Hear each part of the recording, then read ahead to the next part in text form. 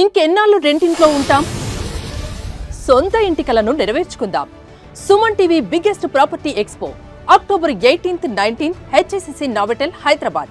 ఇప్పుడే free entry కోసం call చేయండి. అమరావతిలో కొత్త శకం మొదలైంది.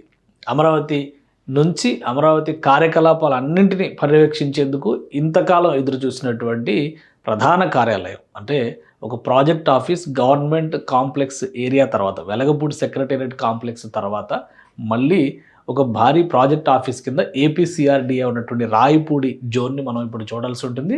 ప్రారంభోత్సవం అంగరంగ వైభవంగా జరిగింది. రాష్ట్ర ప్రజలందరికీ కూడా అమరావతి వైభవాన్ని చాటి చెప్పేలా దీన్ని ఓపెన్ చేసినట్టుగా ముఖ్యమంత్రి చంద్రబాబు నాయుడు ప్రకటించారు.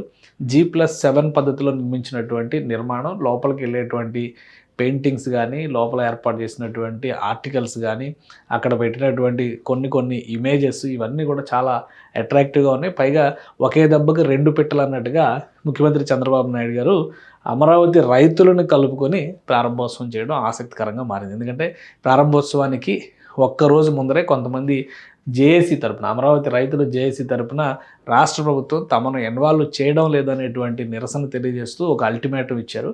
ఫైనల్గా దానికి ఒక ఆన్సర్ కూడా ముఖ్యమంత్రి చంద్రబాబు నాయుడు ఇచ్చారు. ఏ సమస్య ఉన్నా కానీ రాష్ట్ర మంత్రి నారాయణ అలానే లోకల్గా ఉన్నటువంటి ఎమ్మెల్యే శ్రావణ్ కుమార్తో పెమ్మసాని చంద్రశేఖర్, కేంద్ర మంత్రిగా ఉన్నటువంటి పెమ్మసాని చంద్రశేఖర్ సంప్రదింపుల ద్వారా సమస్యలు పరిష్కరించుకోవాలని సూచించారు. మొత్తం మీద సిఆర్డీఏ ఆఫీసు G+7 పద్ధతిలో నిర్మించినటువంటి ప్రతి భవనం అంటే ప్రతి ఫ్లోర్లో కూడా ఎన్నో అట్రాక్షన్స్ ఉన్నాయని చెప్పని భావించారు. వాటన్నిటిని కూడా కలిగి తిరిగారు. విభాగాల వారీగా అన్నిటినీ ప్రారంభోత్సవాలు చేశారు. అందులో ఏపీసీఆర్డీఏ కార్యాలయం ఉండబోతుంది, అమరావతి డెవలప్మెంట్ కార్పొరేషన్ కార్యాలయం ఉండబోతుంది, మంత్రి పేషి కూడా ఈ భవనంలోనే ఉంటుంది.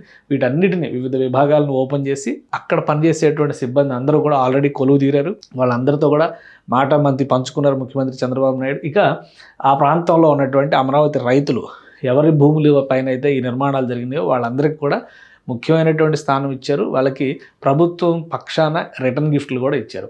సో ఇది ఏపీసీఆర్డీఏ కార్యాలయానికి సంబంధించినటువంటి ప్రారంభోత్సవ దృశ్యంగా మనం చూస్తే కనుక ఈ ప్రాంతంలో ఇక మీదట రాబోయేటువంటి రోజుల్లో ఈ రోజు నుంచి మొదలుకొని ప్రతిరోజు కూడా కార్యక్రమాలన్నీ కూడా కార్యాచరణ, కార్యాలయ నిర్వహణ మొత్తం కూడా ఈ స్థానం నుంచే జరగబోతుంది. సో ముఖ్యమంత్రి చంద్రబాబు నాయుడు అది స్పష్టంగా చెప్పారు. దీంతో పాటు దీనికి అనుబంధంగా ఉన్నటువంటి మిగతా భవనాలను కూడా ముఖ్యమంత్రి చంద్రబాబు నాయుడు ప్రారంభించారు.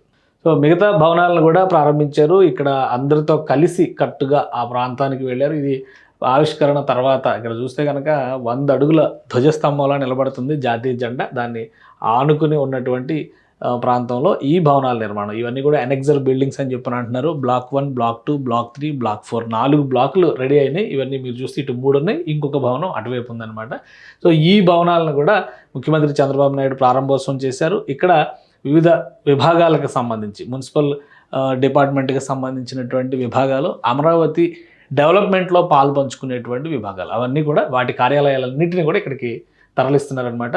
సో ఇక్కడ కూడా ప్రతి ఒక్కరిని పలకరించారు. పేరు పేరున ముఖ్యమంత్రి చంద్రబాబు నాయుడు పలకరింపులు జరిపారు. వాళ్ళందరితో కూడా సంప్రదింపులు జరిపారు. అందరికీ రాబోయేటువంటి రోజుల్లో అమరావతి ప్రాంతం ఒక అద్భుతమైనటువంటి నిర్మాణంగా నిలుస్తుందని చెప్పని చెప్తూ ఈ ప్రాంగణాన్ని ఒకసారి ఇలా మనం చూస్తే కనుక ఇది సిఆర్డీ ఆఫీసు.